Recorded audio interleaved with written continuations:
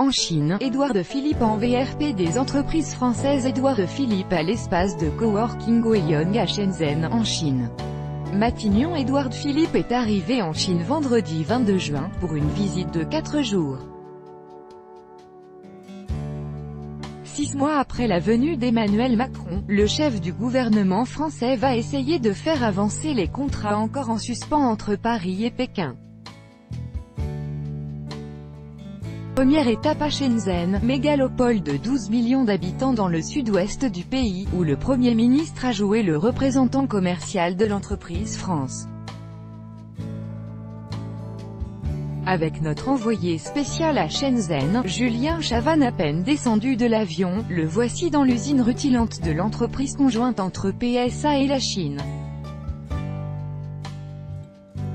Édouard Philippe embarque à bord de la toute nouvelle DS-7 pour les premières images de son déplacement. Le chef du gouvernement a enfilé son costume de commercial de la marque France.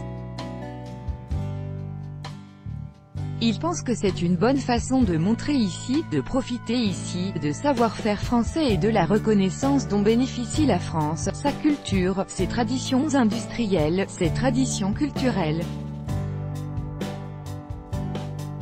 Écoutez le reportage de notre envoyé spécial, Édouard Philippe à Shenzhen, la Silicon Valley chinoise, H23, 6, 2018 par Julien Chavannes. Écoutez plus tard, le voici entouré d'entrepreneurs françaises installés à Shenzhen. La mégalopole est devenue la Silicon Valley du pays. Et Édouard Philippe a emmené avec lui 18 entrepreneurs pour les encourager et faciliter leur développement ici. Il affirme que, faire en sorte de ne pas focaliser le débat du partenariat économique entre la France et la Chine simplement sur les grands secteurs traditionnels, mais montrer que le marché chinois peut être un marché incroyablement prometteur pour des jeunes innovateurs, des jeunes start-up françaises, c'est aussi important.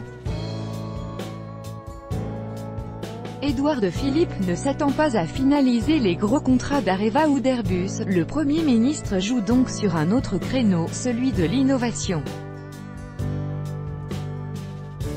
De quoi ne pas repartir les mains vides à l'issue de son premier voyage stratégique à l'étranger. Relire, fin de la visite de Macron en Chine, je reviendrai au moins une fois par an.